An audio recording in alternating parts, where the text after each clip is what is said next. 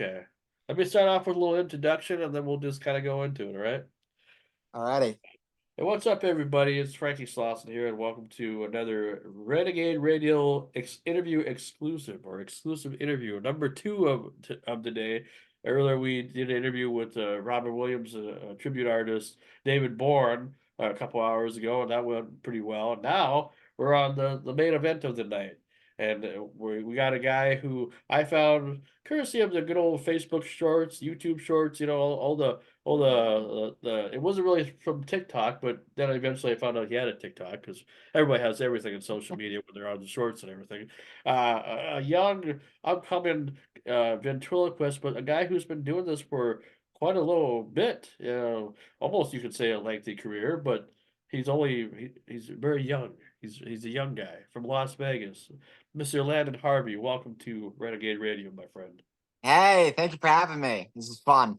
Oh yeah, and that background, man, I tell you, and with what you're wearing, you kind of give like an 80s, 90s vibe. I mean, holy crap, you know. Yeah, I love it, right? I gotta have that pop of color, adding a life back into the old art of ventriloquism. So That's that's what right. we're That's doing over right. here. Working with the wonderful famous artist Christina de Musset. She did this wonderful tarp backdrop, and she actually painted this jacket, which has just got so much beautiful depth and Oh, detail in it. So we've it got some kind fun of stuff we're cooking up here at the shop in Vegas. okay, okay. It kind of Yes. gives me off that vibe of I don't know if you ever got into professional wrestling at all, but there's a tag team called the Nasty Boys that kind of wore similar gear, kind of like to what you're wearing in your jacket. It was kind of their colors kind of like similar. Oh, okay, cool. Yeah. So I don't know how much you follow that or if you do or not, but that's back. That's a long time ago anyway when they were around. I'm happy to have you on the show, man, because I've been watching your videos, kind of learn a little bit about you. I watched a few interviews anyway to kind of get an idea of what you're like, when you're not in character and everything.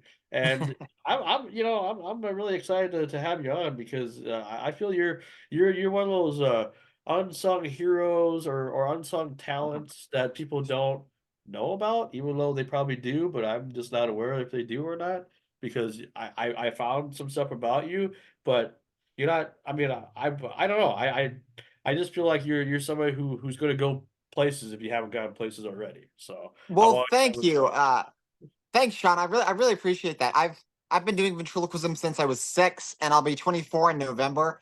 I'm kind of a dark horse in my career of ventriloquism. I'm working on my first tour, and I've been building my social media since 2018. But it's really cool to see how well I'm received online, and that people relate to the characters in my work. So just like what you said, it means a lot. Oh, absolutely, and it comes from the heart, man. Because I appreciate the people that have a talent and actually want to do something instead of just having a regular 9 to 5 job. Not saying that that's not good, and not saying that people shouldn't do that, but it's like everybody has their own way of how they grow up.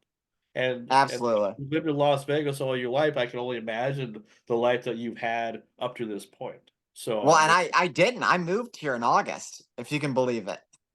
Even though it oh, looks like so I grew up here. So oh, so where are you from then? What's I'm your from a little town called Plano, Texas. Oh, okay. See, I thought you were Yeah. in Vegas the whole time because you get kind of. No, no, there's nothing going on in Plano, and I had a bunch of friends out here, and so I moved back here in August, and I've been running ever since. Yeah, I've Oh, got a okay. studio out here and working with artists and doing the social media thing, and then gearing up for my tour, and just really I'm like a lazy Susan on full spin. Just everywhere I turn, there's something new to work on. It's been fun. Well, it is Yeah, Vegas. I mean, compared to a town called Plano, it sounds that there's plain in that title. So. yeah, it's plain and old. That's Plano, Texas. Yeah, it's exactly what it is. And I No, go and I go back home and I go back home and it's just like time freezes. It's like everything here is so just slow and peaceful and nice. And I'm like, I need that urgency to get stuff done. And then I come back and it's like, okay, there's my but dude, back off to the races. I'm guessing people know about you though back home though. I mean, they know what you want to be and or what you become, kind of.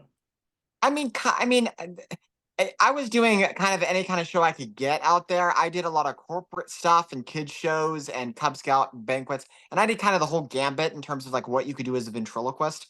And then I started doing social media. And so versus being hired to go do a show where you have to cater to that audience, now I have an audience that comes out to see me, and that's what I'm working on. So it's kind of shifted a little bit.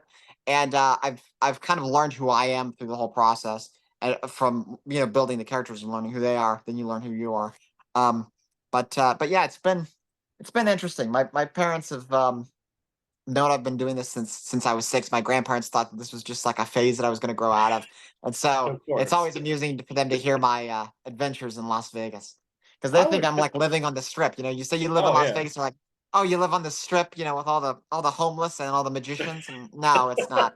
By the way, homeless and magician is kind of redundant in Vegas. They're a dime a dozen, but Yeah. yeah, it's crazy out here. It's fun. I love it.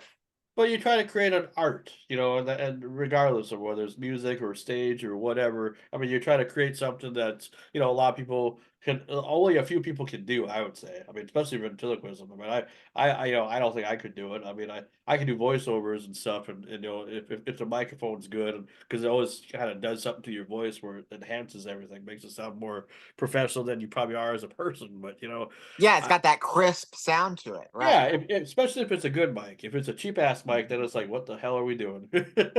Yeah, no, exactly. No, that's exactly it. And I think a lot of people can learn ventriloquism, and I think it takes a m- mentally insane person to do it well. And that's it's a lot of practice, and then also it's like you learn it and then you throw it away and it becomes second nature. So it's a weird art to learn and explain. But I would figure that your family would be would anyway. well, I mean, you say that your parents are very supportive, but like the grandparents probably just thought, well, we're worried about you because in today's world, everybody has to work twice as hard just to get around, and sometimes that is true, to a degree. But like if you get there with the right people and get there with the right scene, like where you are now in Vegas, I feel like Mhm. that's going to really help you and elevate you to a level you yet have yet to go to yet. So. I Yeah, mean, I think so. And no one in my family was in entertainment, and I've been doing to them. I'm just another. I'm a kid that loves puppets and loves to perform. So they don't really kind of. It's like too close to comfort. They don't see, not to be pompous, but how good I am and how long I've been, how much I do this, and how much content I put out and everything else. So, um, I think for them, like seeing the numbers, it's like, oh, people do enjoy what my son or my grandson does, and it's relatable to some degree or whatever, and he's safe, and I think that's their main worry, is that, like, yeah. or do Well, people like it, and then is he able to make money with it and be sure, safe and all that. sure, So and they don't want you to be literally homeless and everything because that I don't think everybody could deal with that either. yeah, Especially. usually a homeless person is accompanied by like a dog or something, but like a Uh homeless ventriloquist would be too much baggage to huh. to carry around. Sure, sure. Yeah, we'll talk for myself and others for food is rough. That's Yeah. great.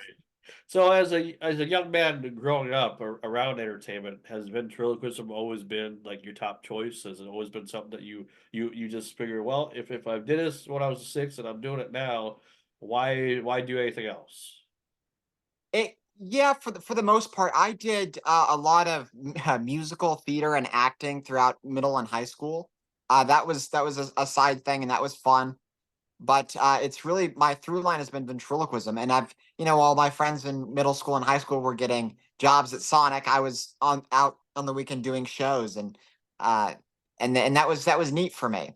It kept me from having a real job, and I still haven't had a real job, and it's allowed me to be the escapism for people that do have a real job, because they come see me and they laugh for an hour or whatever, and then um, you know go back to what they were doing before. So Sure. yeah, I mean, it's always I'm been. sure. I'm sure some of your friends were probably a little jealous. The fact that here you are doing all this fun stuff. It was like, oh, we gotta go to school. We gotta go do this. We gotta do that. We gotta be normal people, and you get to go have fun and everything.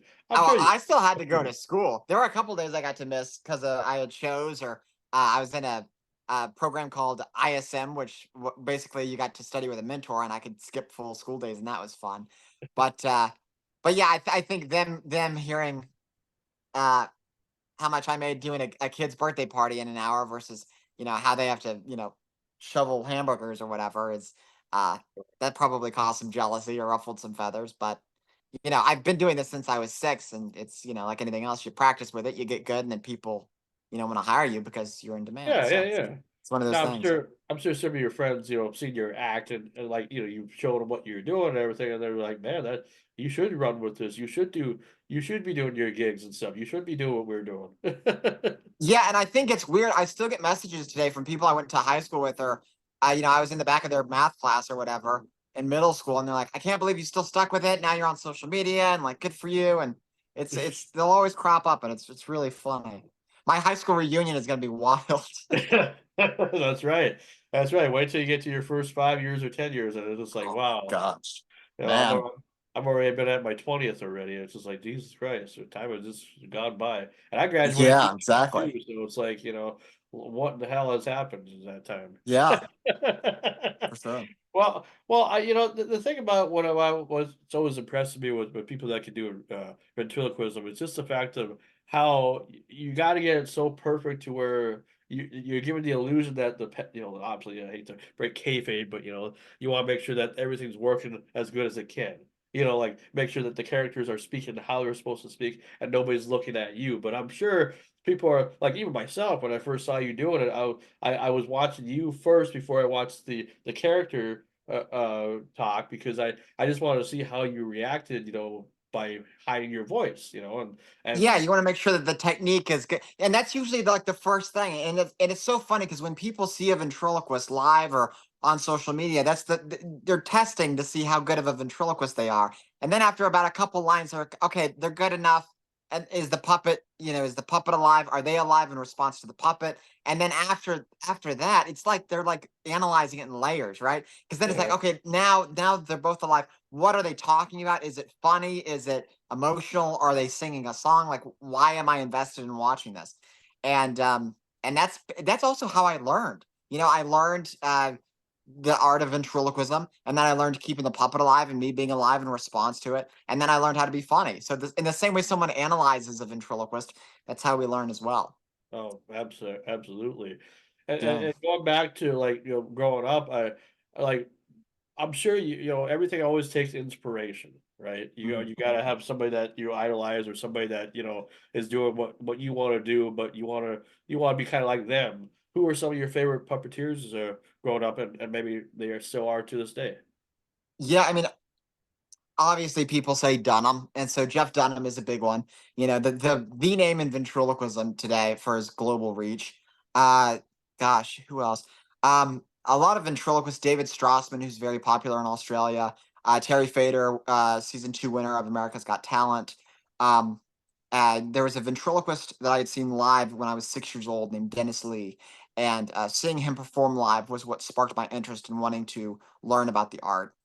So him, and then of course, I grew up on shows like Sesame Street and Bear in the Big Blue House and Johnny and the Sprites, and these things. They had puppeteers. They weren't ventriloquists, but it was all about the interaction of the human with the puppet, and Okay. the wonder and the craftsmanship of the look and design of the puppet, also with the character. And that's something I've always tried to strive for. Is like I want the quality of my puppets to look as good as I want the character to be perceived, and I think that also helps it. So I And kind of just overthink a lot of this stuff, but I also build my own puppets, so that kind of goes Oh into yeah, that. yeah, yeah. I will get Mhm. into that here a little bit here about your characters and everybody who's on your roster, as far as your current roster anyway, Yeah. of puppets anyway. Uh, like for you, I mean, see, you don't look like a ventriloquist. That's just the funny thing about it. You look like you're just like a kid that just has a little messy hair and just does like one of those just those average millennials that I want hide it everything. well, Sean. I hide it well. Yeah. I used to. The AGT has footage of me auditioning when I was like 15, and I had a Lego piece of a haircut and a Uh-huh. little purple vest, and they're like, "You look too polished." So since then, I messied it up, and I look like some Marty McFly dupe or something. There you Um, go. There you go. but I'm kind of coming into my own and figuring out my style, and I Yeah. get told I look like a ventriloquist a lot, which is not as bad as being told you look like the ventriloquist dummy, which I've also been told. So yeah, and Yeah. I get that like Who- the wide smile and the Yeah, yeah, comical yeah, yeah, eyes. yeah, So yeah, yeah. Like who's the what you dummy and gonna do? who's a puppet, who's a puppeteer, right? That's sort of Exactly. Yeah. wow. I would never be that cruel to say that, but I mean, just like wow. It's like Well, and yeah, yeah, family's cruel. But Yeah. That's funny. So let's learn about your characters, like and kind of how they all kind of came to be, as far as because I'm sure every character that you have has a story of why you wanted to them to be a part of your act. Mhm. So what are your characters that you're currently working with right now? Oh my gosh. It's taken a bit of an evolution. The ones in my show that I've been writing for my Damaged Goods tour, we've got Jackie the Jackalope. We've got Bunky the Redneck. We've got Mervin. We've got Mervin's dog, and we've got Bill the Zombie. So that's about five in an hour. Um, Jackie was created from a voice I heard. I heard this Midwestern guy's voice, and it was kind of slow like this, and he kind of would talk and then kind of stop and ponder and kind Okay. of chew and then kind of go back. And in talking with my friend and mentor Bob Rumba, we were trying to figure out a character that was like an animal that was kind of different. And for some reason, we settled on a jackalope because it was like a rabbit but kind of wacky, and that was what my brand at the time and still is. And then I built the puppet that became Jackie Jackalope, and then I started doing TikToks with him. And this was back when TikToks were shorter, so the voice that was slower had to be kind of quicker. And then over time, he became a fast talking jackalope, and that went into his character. And then it kind of turned out that he was more like ADD, and so kind of the whole like necessity for having quick setup punch went into adding into his character. Bunky is my newest character. He's my redneck. He's not supposed to be in my show, and he crashes my show. And that was because I've got family in Houston that either look like him or look like they would be really good friends with him. And there's a part of me that writes really well for that. And I love Bunky. People are either grossed out or I think they're grossed out, and they're also delightfully surprised by Bunky because he's just stupid and goofy. And he's my tribute to Edgar Bergen, famous vaudevillian ventriloquist. He had a figure called Mortimer Snurd. The guy to do that in his own voice was Jeff Dunham with Bubba J. And now I'm doing it with Bunky. It's just, we've all kind of, it's all derivative, but it's my approach because I'm from Texas, and I've got to have that kind of character. That's right. Um, the guy that frequents the Buckies or whatever. Um, That's right. so that's Bunky. Mervin was an old man puppet that I've had for years. I used to write for the character with my dad, and it was a fun thing for us to do, and and then it's kind of evolved into this audience involvement routine, and us talking about his sketchy retirement home, shady folks, and then I wanted to add a dog to it, so now I'm building this little dog that he has to deal with because he's dating this old lady, and that the whole antics with that, and then I close the show with my zombie who sings the song and falls apart. So Yeah. and Well, Bill the zombie is like he's my divorcee underdog character that happens to be a zombie, and has the whole brains undertone and all of that. And I think that each one of my characters speaks to an essence of me that I'm slowly learning to accept, more or less. one day they'll all come alive and it'll freak you the fuck out. Yeah, just about. Yeah, yeah. Oh, that's There's times where I'll respond to someone and I go, that's Bill the zombie, or that's Jackie. And sure. sometimes, my parents will go, you sounded a lot like your character, your puppet, when you said that. Yeah. Yeah. That's the Well, problem when you're a ventriloquist. You don't work with anyone but yourselves. well, yeah, So but I mean, then like, are you supposed to create a voice for every individual? It's like, I mean, you kind of want to, but it's like sometimes you're just stuck with what you have, and then you got to try to make it work with what you got. So. yeah, exactly. Yeah, Yeah. so I mean, it's just how it goes. I know there's people that probably can do other voices, with their puppets and stuff, and God bless them for doing that. But it's like I'd say that'd be hard, unless you're really really good at it. Unless you're like, Yeah, okay, I work really hard at it, keeping the voices different, and or if they're similar, spacing the puppets out in the act and all that. Yeah. sure, sure, and you got to have that energy too, And I'm sure for a young guy like you don't really need a few Red Bulls to get you going. You just have that and automatic energy that you're excited to do this. And it's like I'm going to put on the best show I can put on, and these people are never going to forget my name. Yeah, and I've also structured it so my show starts high energy, and by the end of it, it's the scope of high energy character kind of goes down after Jackie. I mean, I end on a dead guy, so it makes it manageable for me to perform an hour show, which I'm just now realizing. I'm like, that's a great strategic move that I didn't realize that I was doing at the time. Oh, But yeah, see, you figured it yeah, out. Uh, yeah, what was I going to say now? Now that you've been on social media for the time that you've been on there, obviously you're not a camera shy person because you don't seem like you're a camera shy person. Even just by being somebody else or working with characters and the things that you've created. sure. When you first decided to go on social media, what was who did anybody inspire you to do that, or you just said, you know what, I want to see what happens. I want to see if I can make a business out of this, or just was it just for fun in the beginning? Yeah, at the time it was 2019. I was on the way to class, starting community college, and I remember thinking like TikTok. I had heard TikTok was out for a couple of years, and it was mainly just dancing. And I thought, well, what if I did a video with a puppet and like tried out jokes? Because at that time I was gonna do comedy clubs, but you do an open mic night, and you drive an hour out to wait until it's 2 a.m. to do two jokes. And then, if you got a puppet, you're getting heckled by a bunch of wannabe comics that are drunk anyway. So it's like Or pointless. So I thought, what if I could try out jokes online? And I posted a video, and I think within like 2 hours, it hit 10,000 views. oh And I didn't wow, have a following or anything. I was on Instagram, but I wasn't like, my friends followed me and vice versa. It wasn't like, yeah, you can find me on Instagram kind of thing. And that's when I realized I started posting videos and pretending to go to the bathroom so I could check my my analytics and going, yeah, oh my gosh, I can't believe how rapidly I'm growing on socials. And then I started doing live streams, and it just kind of started from that. So it was an idea that I had, and then I realized how quickly it was snowballing, and I've just tried to capitalize on it since. you didn't know how to That's really kind of how to. more of an obligation Yeah, you and probably a, didn't and a know how to read. business tactic, Yeah, yeah, but yeah. Well, yeah, because you were young then. I mean, you're young now, but like you didn't know how to react to like what the hell's going on. I just did I do something wrong or whatever? I mean, why am I all these people following me? And then all of a sudden it's like yeah, wow, something positive yeah, had happened. exactly.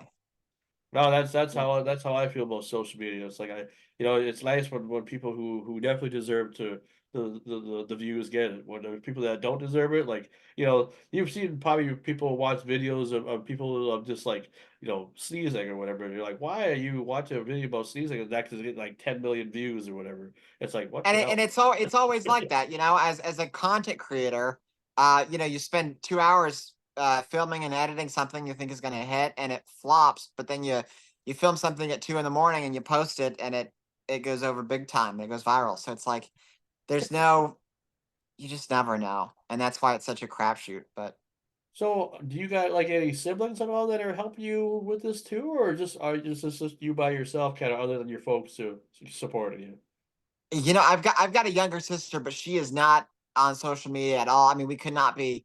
She's like going into the Navy, and we could not be polar opposites. So it's our parents are proud and scared for both of us, because you know if one of us bombs, it's really bad, and I think they're referring to me on that account. But Sure, uh sure, sure. but Sure. yeah, no, I have it's really all been me. It's been exhausting, but it's all been me. I have a lady that I work with that runs a fan page, and I collaborate with on edits and clips from the live streams, because right now we're doing the live streams, and then we take that and chop it up and post it as content, and then Sure. eventually it will be parts of the show that will make it out there on content. So having someone else that is a fan of mine, but that can also kind of analyze what I've done and give me her opinion on it, uh, truthfully, is very helpful. Sometimes I'm too close to my stuff, or I don't remember it at all, because most of these live streams are just improvised, or I'll try a new joke and throw it in there, and she goes, "That was really funny. You should do that in the show, or we should post it or clip it or Yeah. whatever." And I say, "Go for it. Let's try it." Is that the person that coordinated the interview with me? That No, no, okay. that's a different person. Oh, Her okay. name's Okay. Bex. She's in the UK. Shout out Bex. Oh, okay. Wow. Yeah, All the way to the UK. Jeez, and you're all the way in Vegas, so that's still a little far away from each I other. know exactly. The internet just it's a wonderful thing. It can be. I know some people say it can be a scary thing too, but if you do it right and you know what's right, the difference between right and wrong, you'll be fine. Yeah, there's And nothing. I try to be, I try to. It's comedy and it's puppets and it's jokes, and I try to tell people, if I do offend you, I'm sorry. I make fun of myself. I make fun of everything and everyone. But at the same time, I'm also being inclusive. You Sure. know, because Yeah. I'm talking about what's relevant. So, but at the end of the day, my goal is to make people laugh, and that's why I try to have a puppet for everyone. And it's cool to see kind of what people gravitate towards. So, And it's your you know, brand. You gotta protect your brand a little bit, you know? I mean, this is something you're creating, out of nothing, and now it's something, and it's like it's your brand. I mean, I well, understand. and the other thing is like if a comedian says something and they are canceled for it, or if it's question, it's like it falls on that comedian. And yes, it's they're saying it for comedic purposes, but it's like, what's the extent of that?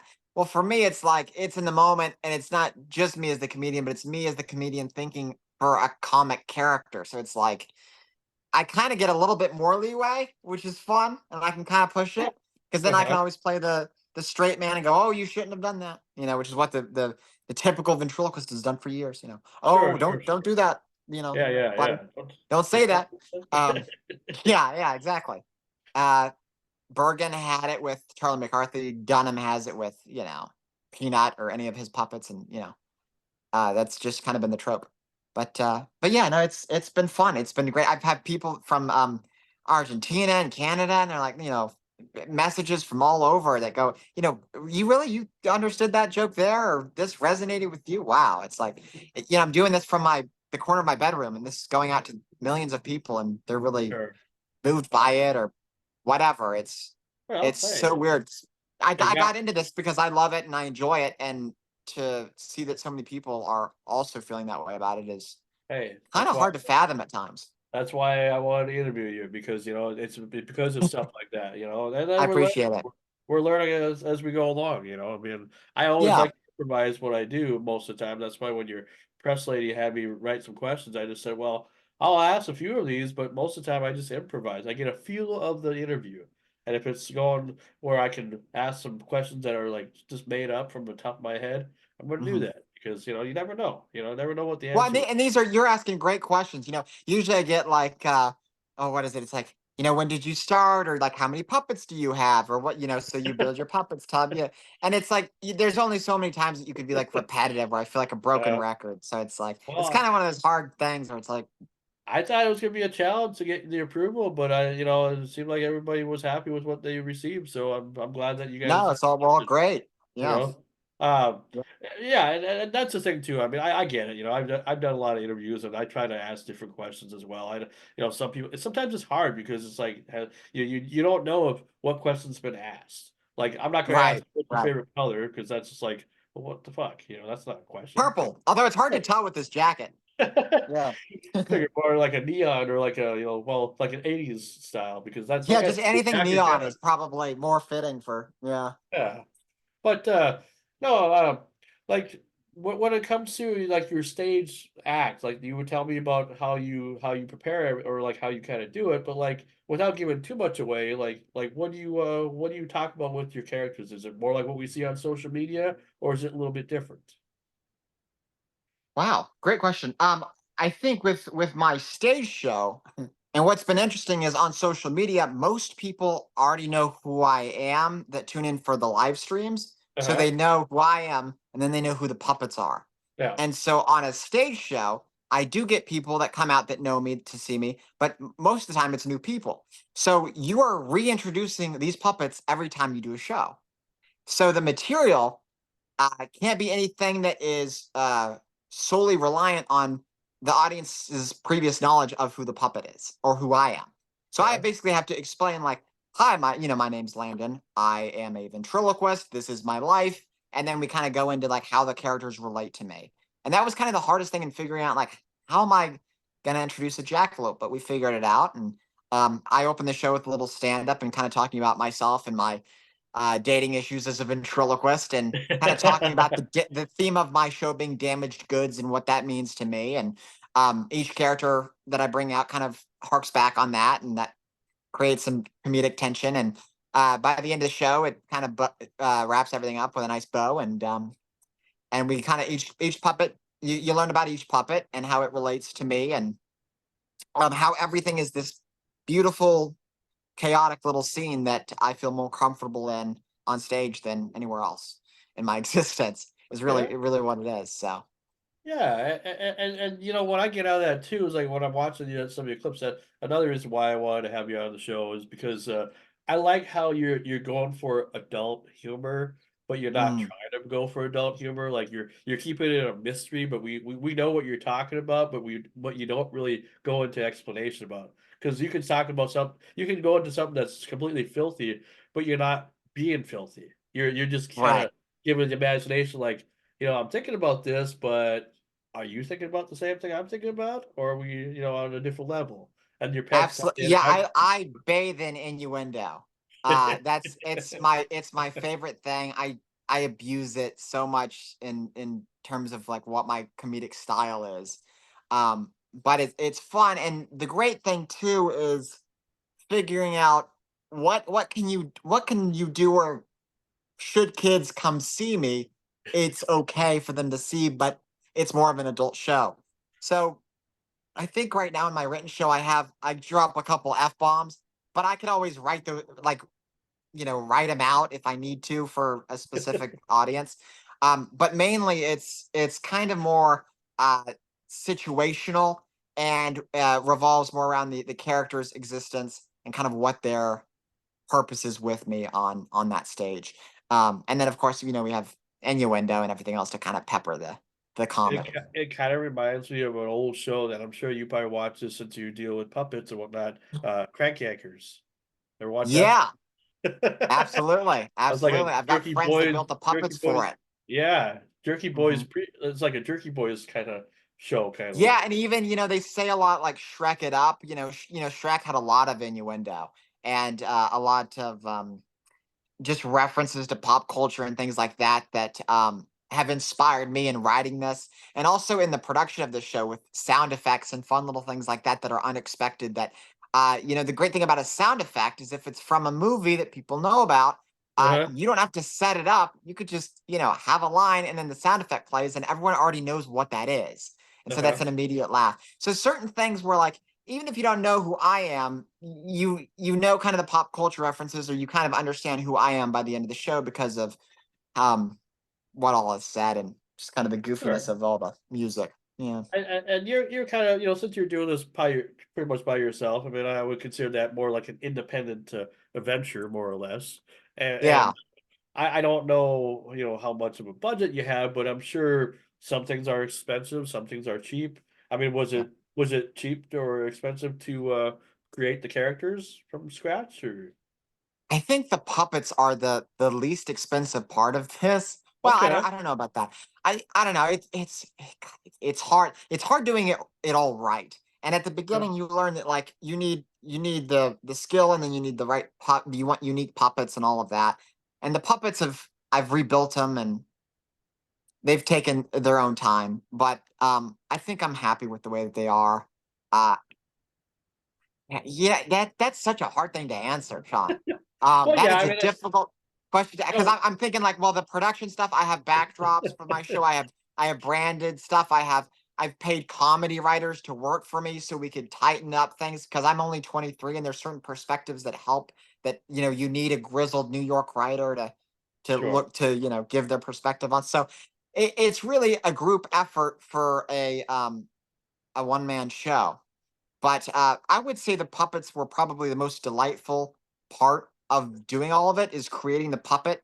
And as I build the puppet, testing it and testing out lines, and then seeing how it works on TikTok. I was testing out Bunky when he, say in foam, because when I build a puppet, it's in foam, and then I cover it in fabric and Yeah, do all add the eyes and everything. sure. But I had him done in foam, and I was just goofing around with him on the live stream, and I could already feel the character coming through and working. And I go, okay, if this works this well, then I know that it'll work even better once it's done, and it'll kill once it's on stage.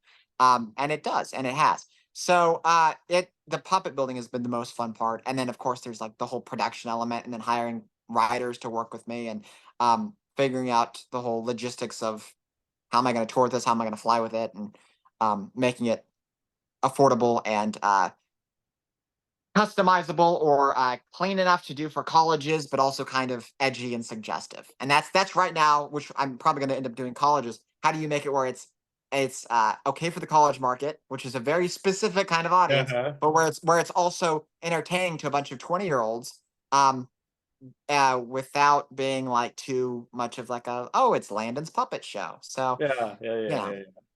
Well, yeah. I mean, I open my show by saying this is I opened it by saying, "This is Landon Harvey's Damaged Goods tour," and I named it that because Landon's puppet show just wasn't edgy enough. that's right. Landon That's right. Landon's puppet party. I needed more of an edge as a 23-year-old something ventriloquist. So, yeah, I don't know. I'm rambling, but it's been That's all right. a collective art, and it's been like a year and a half in the making because I'm Scorpio, and I'm so like fixed on how things should look that I'm very detail oriented, Oh, and you're a perfectionist. I mean, you like I said, yeah.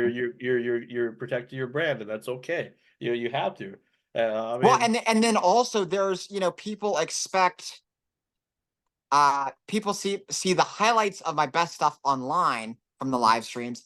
And so if they're going to come pay a ticket to see me, I want it to be like I want it to meet or exceed their expectation for what they've seen oh online of yeah. me. Oh, And that's figuring out, making sure that the characters that they love are in the show, and then also that that it's funny, not just funny enough, but even funnier. So they're like, wow, we got to see something so different. does it take a while to come up with a skit? I mean, like just from just if you're bored one day and you're just like, I should create something. I should just come up with something. How long It does it usually take? starts with the yeah, it usually starts with the character. It kind of depends on it used to be like you'd write like 5 minutes and then you'd grow it to 10. And now I'm thinking more of like from a full show point of view. So like if I'm introducing a new character, why is that character there? And how does it fit within the show? Um, but yeah, it's really kind of become I write it at night or early in the morning a lot because I'm kind of alone. I can kind of sometimes I get inspiration. Sure. But right now it's been like I've been writing so much that it's like what do we cut? And so it's been a weird. I probably had like 40. I want to say like 45 minutes with the zombie, and we're like, how do we get this down to like 15, Oh, 15 to 20? And it was like, okay, well, we got to have the maggot interaction in there. We've got to have this, and we'll and and you cut it and then you save the material for a future special or future show or whatever. But it's like, what is the best that I could possibly present right now at this moment? And it's always good to I think to go at it that way, write a bunch and then kind of narrow it down, whittle it down from there, and see what so works. So every once in a while, even though my live streams are improvised, I'll throw in like a scripted line to test to see yeah, how like people relate to it sure. if it's worth putting it in the show. So I mean, since you've had all these experiences and you're working on your tour and everything, I mean, like when it comes to like the end theory, like what's your ultimate goal? Like when it comes to what do you want people to know about you as a ventriloquist? Um, wow. What do I want people to know about me? Um, I want to be able to make as many people laugh as possible in my lifetime, and I want to be able to inspire people along the way. And I think if I can do those two things and make a decent living at it, then I'll be happy. Okay, well, that's a good explanation. So for people that haven't learned enough about you from this interview, how can they, find you and what are some of your social media uh, platforms you're on? Yes, so we are everywhere on social media at Landon Venting, LandonVent, like vent, ING. And then we also have my Ventriloquist University, which is ventriloquistuniversity.com, where you can go to to be a ventriloquist. We've got beginner courses. You learn the ABCs of ventriloquism and beyond. It's got literally everything.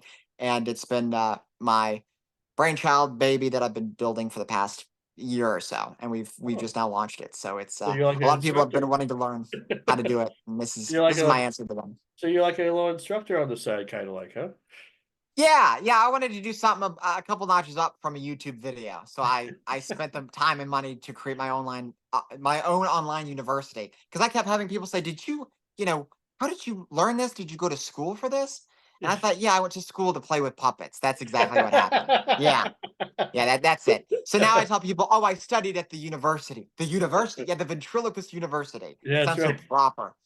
So now you can study at the ventriloquist university, Oh, and that's it's a awesome. wonderful thing. So Oh, you that's learn at awesome. your own pace and practice Hey, with your sock. and inspire who knows out there, you know? Exactly. Yeah, my goal is to continue building the community and keep the creativity alive. You know.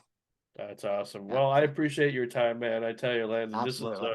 a thrill to have you on, and I hope one day you come to Minnesota and come. I'm in northern Minnesota, but I'm close to like the Dakotas and everything. So if you ever do Okay, do a tour, put them on your calendar because I would love to see you. for sure. All Awesome. right, man. Well, I appreciate you, Landon. Thanks for being part of Renegade Radio, and much success to you in the future. Thank you, sir. Appreciate it. All Thanks for right, bye having me. bye.